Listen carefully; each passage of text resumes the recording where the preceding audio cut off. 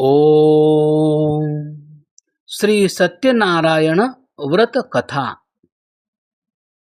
सत्यनारायण व्रत का अर्थ है कि मनुष्य अपने हृदय में विद्यमान सत्य स्वरूप परमात्मा के गुणों को अपने जीवन में धारण करे, जीवन में सत्यवादी बने, मन, वचन और कर्म से सत्य का पालन करे।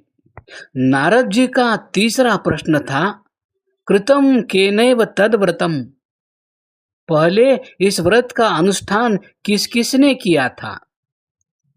इस प्रश्न का उत्तर देते हुए विष्णु जी कहते हैं कि पहले यह व्रत सदानंद ब्राह्मण, काष्ठ विक्रेता, लकड़हारे, लीलावती कलावती अथवा साधु बनिया और तुंगध्वज राजा ने किया था। सदानंद ब्राह्मण पूर्व जन्म के पापों के कारण दुखी था। सत्य के व्रत और आचरण से वह सुखी हुआ। इस कथा में मनुष्य मात्र के लिए यह संदेश है कि भीख मांगे हुए में भी धर्म का काम मत छोड़ो।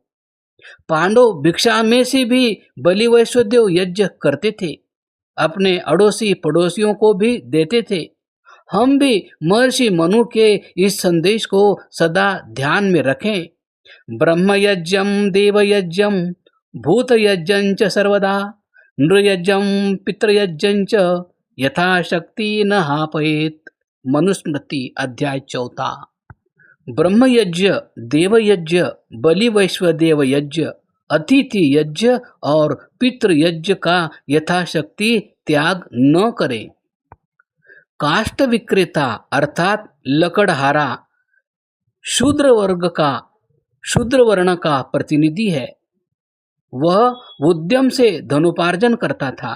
उसने सत्यव्रत की शिक्षा सदानंद ब्राह्मण से पाई। अपने व्यवसाय में सत्य का पालन करने से उसके पास किसी वस्तु की कमी नहीं रही।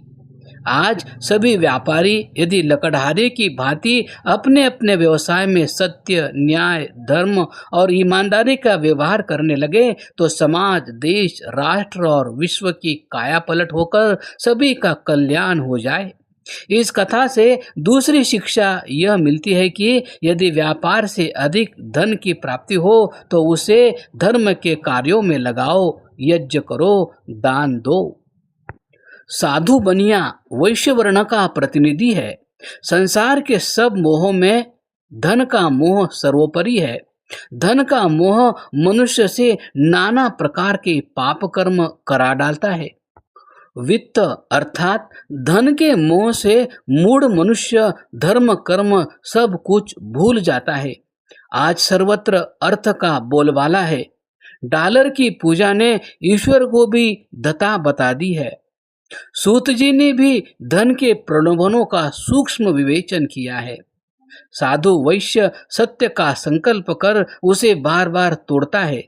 जब साधु वैश्य राजा चंद्रकेतु के रत्नसारपुर में व्यापार के लिए गया तो मानो सत्य रूपी विष्णु ने शाप दिया, हे वैश्य, तुम बार बार अपनी प्रतिज्ञा से भ्रष्ट हुए हो, इसलिए तुम्हें अत्यंत दारुण दुख भोगना पड़ेगा।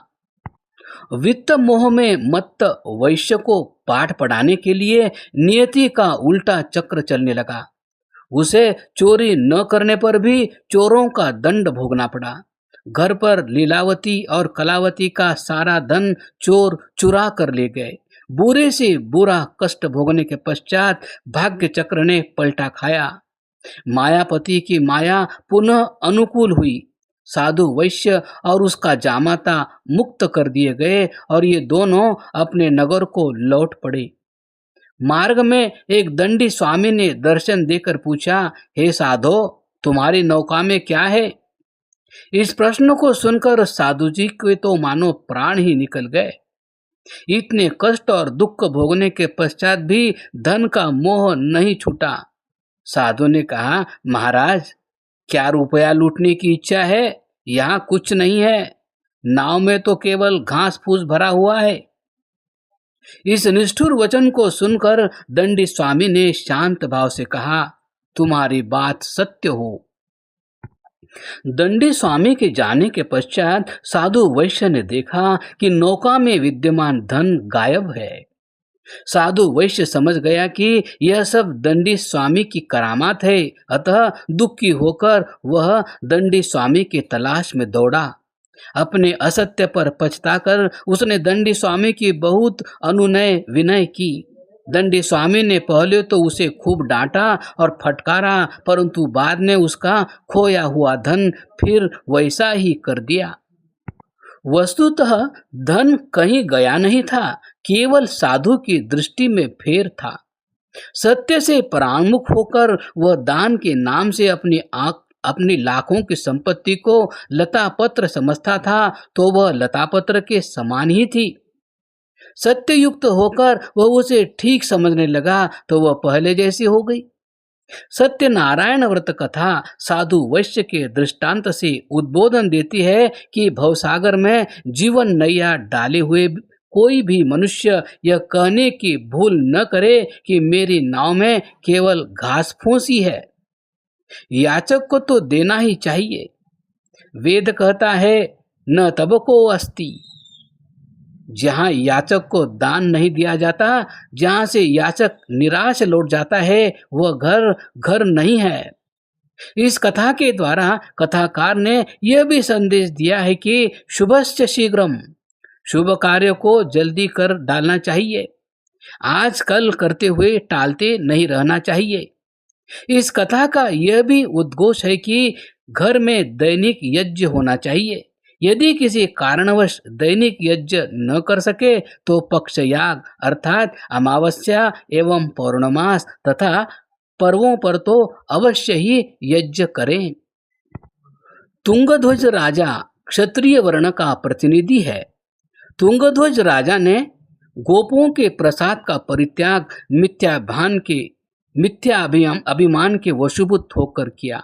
राजा के लिए इससे बढ़कर अपराध की कल्पना नहीं हो सकती कि वह अपने को ऊंचा और प्रजा को नीच समझकर उसके साथ मिलने में भी अपनी हेठी समझे। यह सत्य का घोर अपमान है।